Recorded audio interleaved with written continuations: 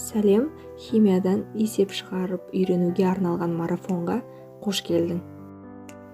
Марафон барысында біз өте жеңіл есептерді шығарып үйренетін боламыз. Ең бірінші молекулалық массаны есептейік.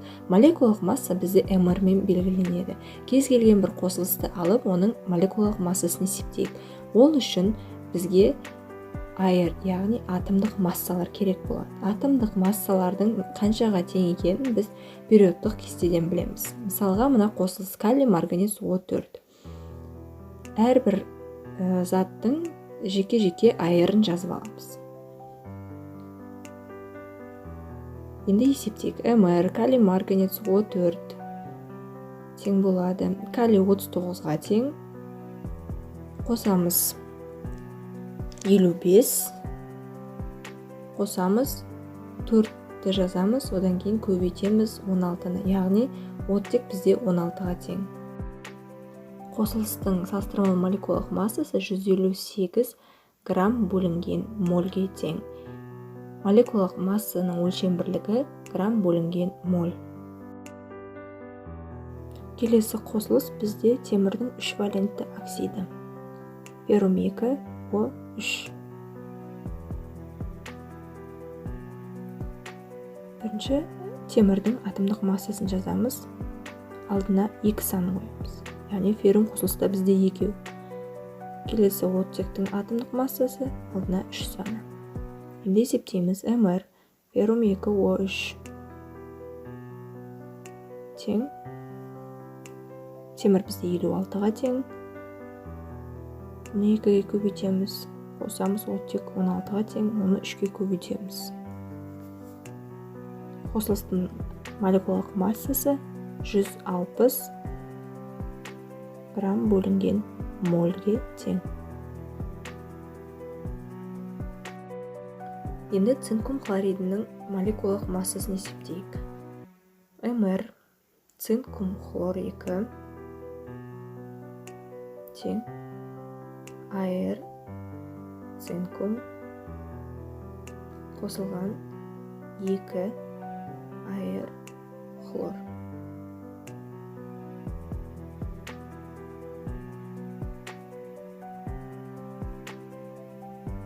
Цинкум бізде 65-ге тең. Қосамыз 2 көбейтілген 35,5. Хлор бізде 35,5-ге тең. Тең болады 136. Келесі біз азот қышқылының молекулалық массасын табамыз. mR HNO3 тең болады айр сутек қосылған айр азот қосылған 3 айр оттек. mR HNO3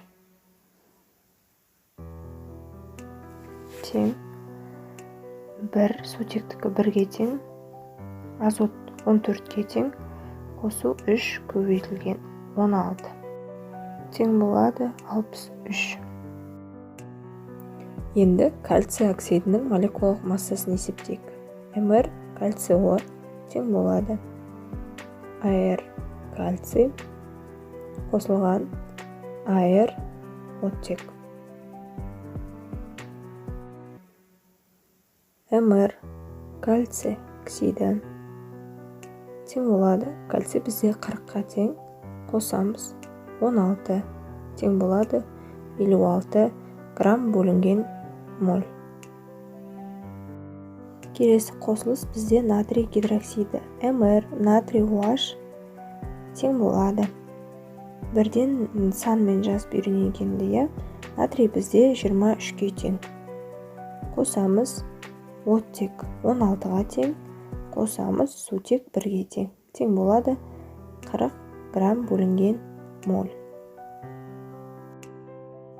Келесі тапсырма бізде кальций карбонатының молекулалық массасын есептеу. mR кальций CO3 тең болады. Кальций бізде 40-қа тең. 40 қосу 12, көміртек 12-ге тең, қосу 16-ны 3-ге көбейтеміз. тең болады 100 грамм бөлінген мольге тең. Келесі қосылыс бізде калий бромиді, мр калий бром тең болады 39 қосылған 80 тең болады 119 грамм бөлінген моль. Молекулалық массаны есептеуге байланысты есептерді шығарып болдық. Енді біз зат мөлшерін тауып үйренетін боламыз. Зат мөлшерін біз мю әрпімен белгілейміз. Оның өлшем бірлігі моль. Зат мөлшерін табу үшін біз массаны мрге бөлеміз. Тапсырма бойынша бізге 88 грамм көмірқышқыл газының зат мөлшерін табу берілген. Енді ол үшін бізге молекулалық массаны есептеу керек.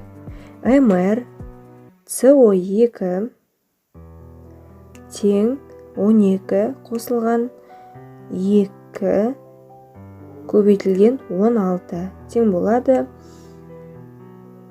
44 грамм бөлінген мольге тең.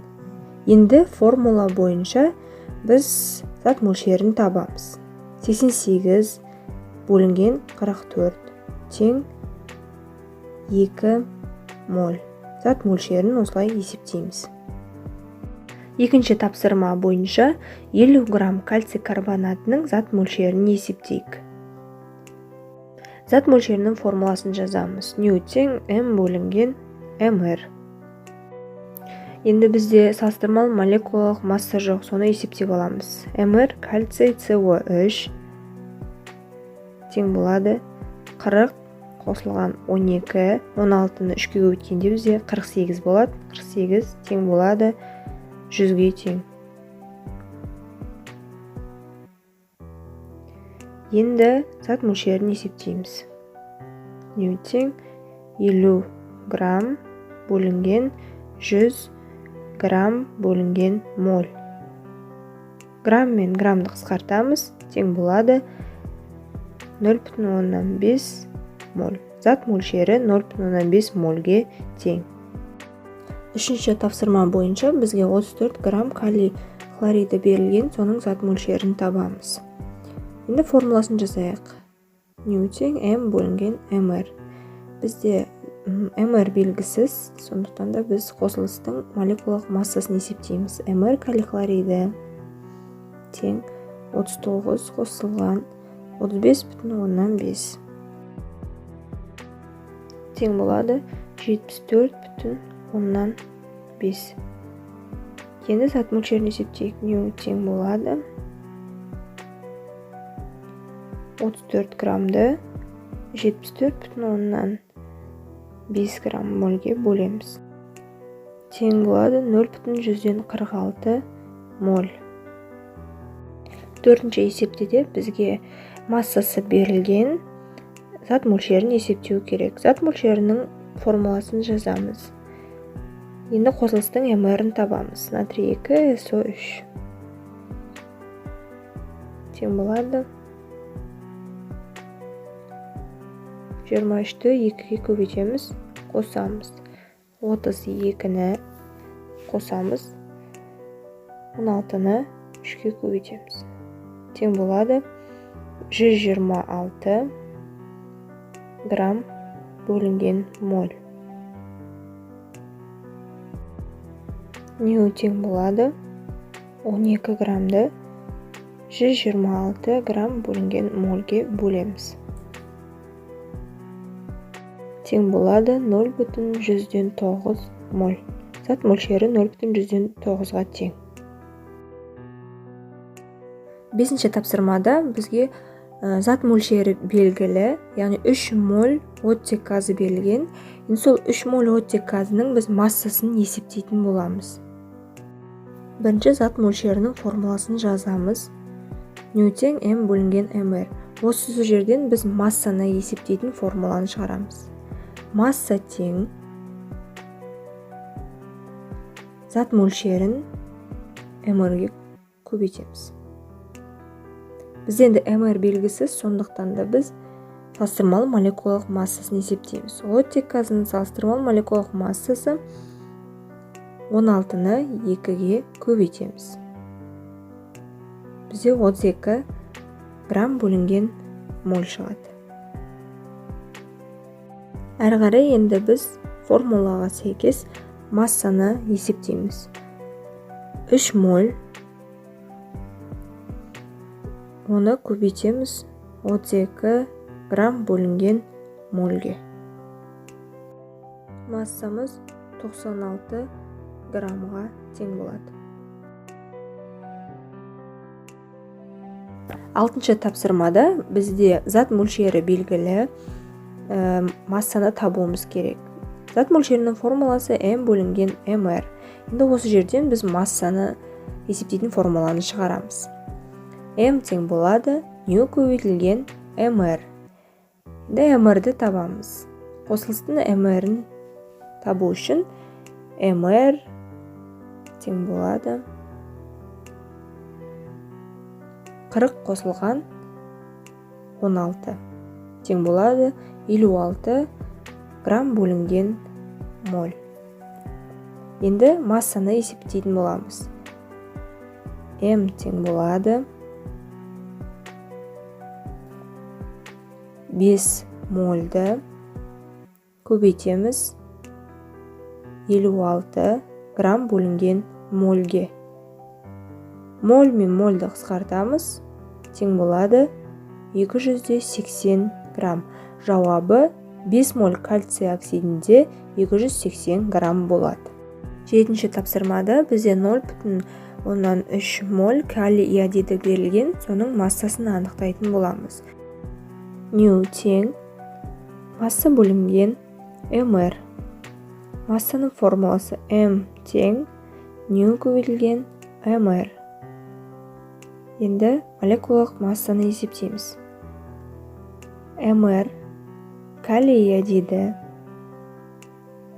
тең 39 қосылған 127 тең 166 грамм бөлінген моль.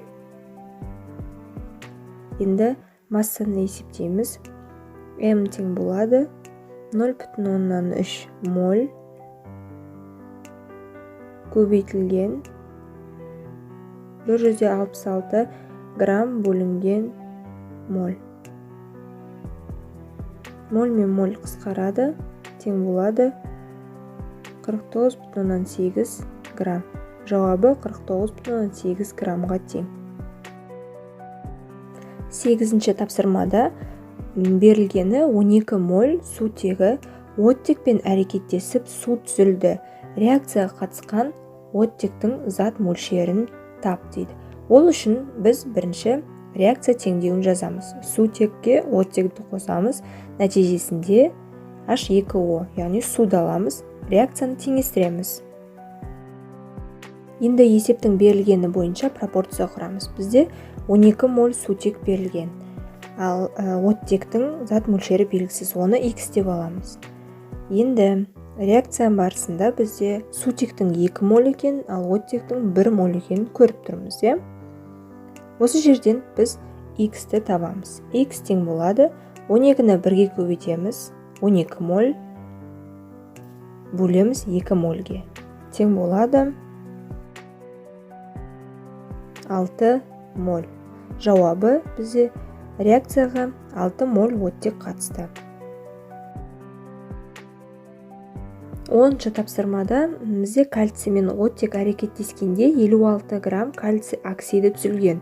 Реакцияға қатысқан оттегінің массасы мен зат мөлшерін есептеңіз дейді. Ең бірінші біз реакция теңдеуін жазамыз. Кальцийге оттекті қосамыз, нәтижесінде кальций оксидін аламыз. Реакцияны теңестіреміз.